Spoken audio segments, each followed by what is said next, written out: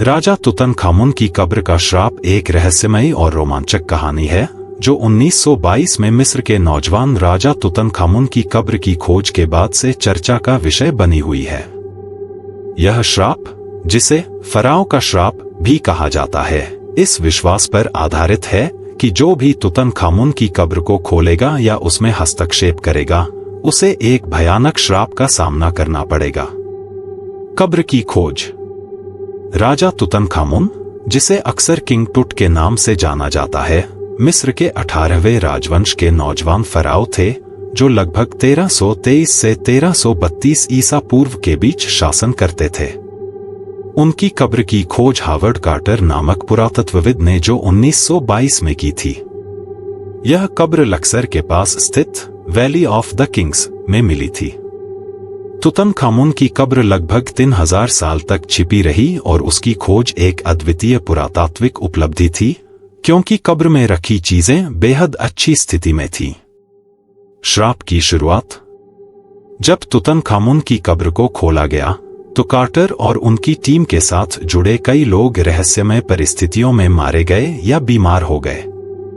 सबसे पहला रहस्यमयी मामला लॉर्ड कार्नरवॉन का था, जो इस खुदाई के वित्तीय समर्थक थे। कब्र खोले जाने के कुछ ही महीनों बाद वह एक मच्छर के काटने से संक्रमित हो गए और बुखार के कारण उनकी मृत्यु हो गई। उनके मरते ही काहिरा में बिजली चली गई, जिससे और भी रहस्यमय माहौल बन गया।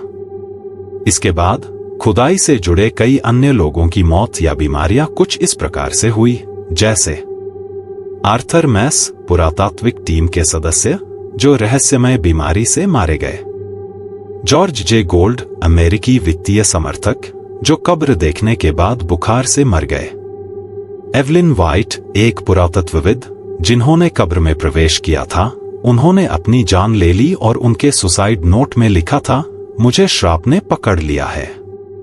कब्र की दीवारों पर एक चेतावनी लिखी हुई थी जो कहती थी कि जो कोई भी इस पवित्र कब्र को अपवित्र करेगा, उसे श्राप का सामना करना पड़ेगा।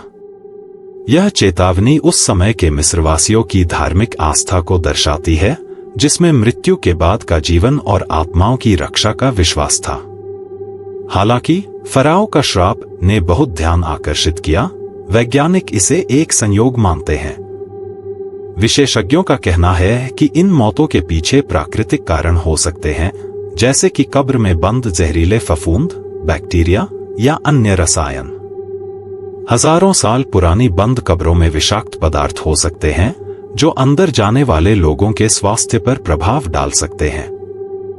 इसके बावजूद श्राप की कहानी को और भी रहस्यमय बना दिया गया, क्योंकि कार्टर, जो खुदाई का नेतृत्व कर रहे थे, उन्हें कभी कोई नुकसान नहीं हुआ।